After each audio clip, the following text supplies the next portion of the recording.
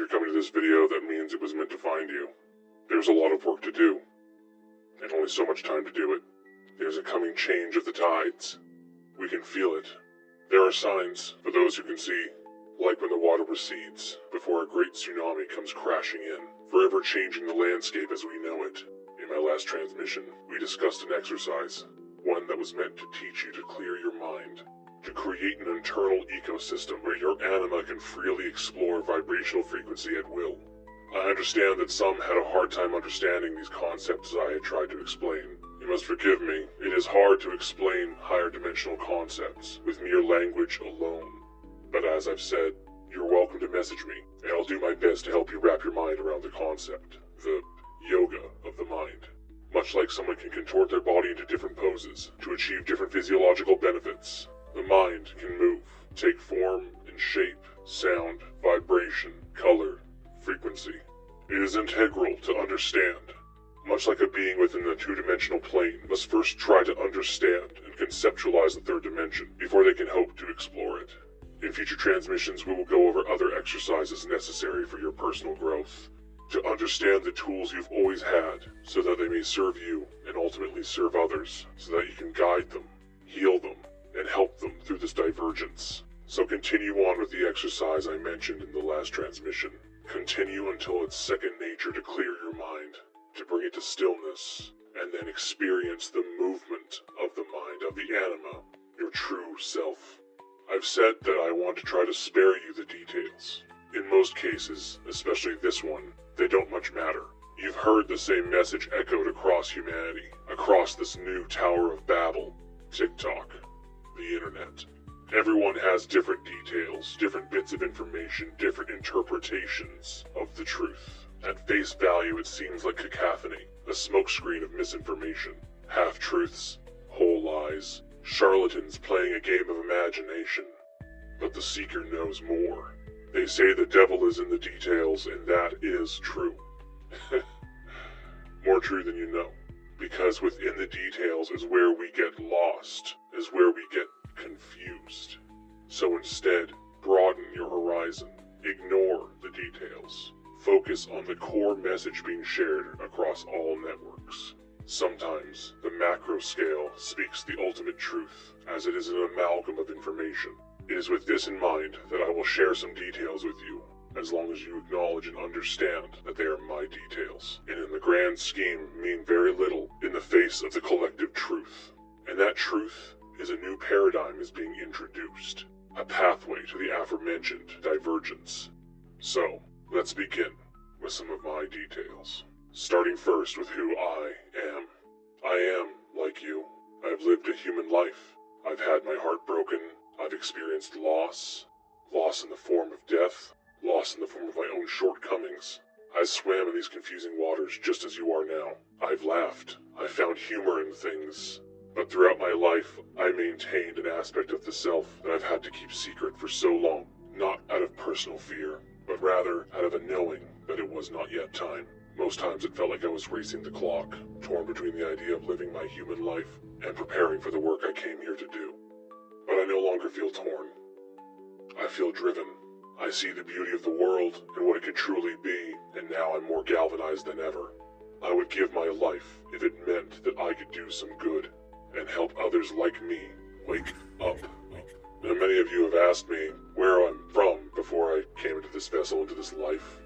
And I say that the answer is a complicated one filled with way too many details. But I will break it down for you a little bit. I've used the metaphor of deep-sea divers, how this place now oscillates at such a low frequency that it's hard for our family from beyond to reach you.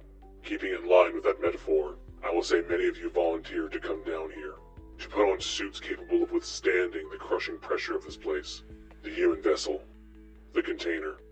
Many of you may be asking, why is it I can't remember? Why is it I can't recall who I've been, where I'm from?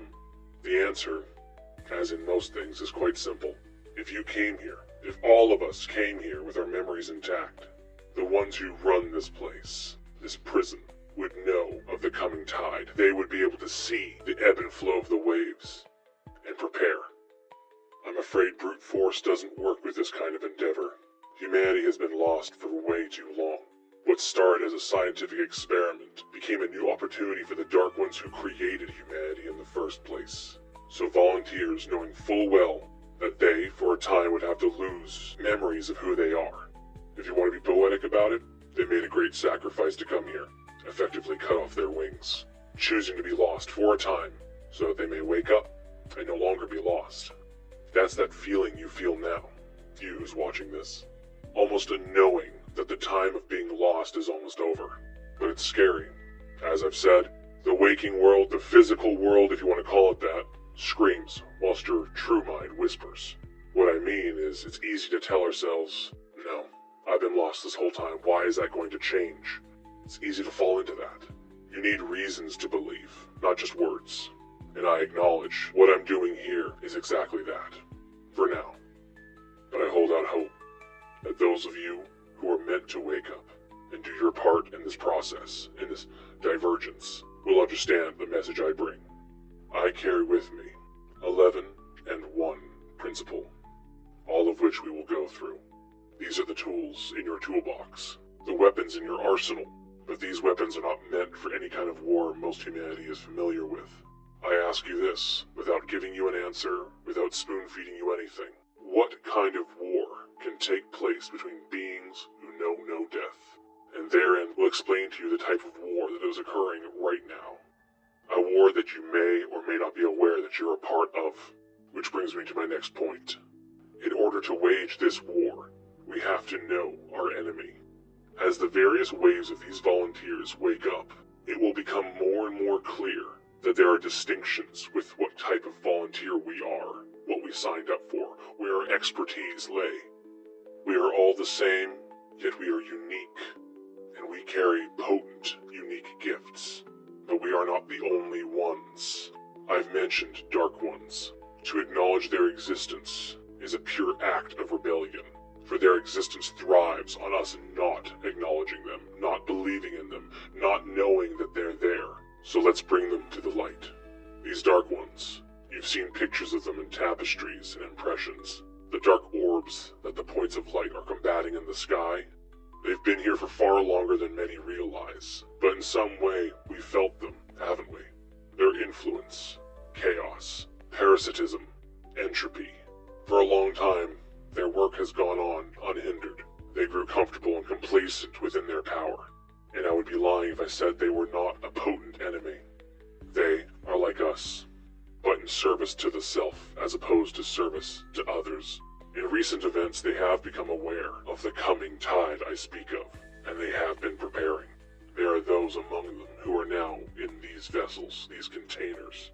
They walk among us, and much like us, they have various jobs too, to destabilize, to weaken, to break, to keep the inmates in line. This is why it was necessary for you to forget. It was to keep you safe, and to keep the mission safe. But now's the time to leave safety behind, which is why me, and others like me, are now making our move. You, right now listening, you feel it, don't you? Something within you awakening, something spreading like a wildfire. I've said before, this is not my story. This is not the story of the ones like me. We're simply messengers. You are the answer to the age-old question, how do we go home? I think it's time to answer loud. Over time, soon, we will go over more principles and practices. Prepare your toolkit, as it were, but this has to be done in steps. To understand the tool that comes before is to understand the next. It may feel confusing right now, frustrating, odd. Sometimes you are worried that you're experiencing spiritual psychosis. That's natural. That is the glass breaking. Stay strong because you are strong. You are meant for this next stage, this divergence. For now, continue your exercises from the last transmission. Take back mastery of your mind that's been stolen from you. Prepare to remember who you are. I won't lie to you. Things will get harder before they get better. But they will get better. You feel that somewhere deep down, don't you? Some of you feel it strong, others a dull hum. Some feel like they're barely holding on to hope. And that's okay. Be gentle with yourself.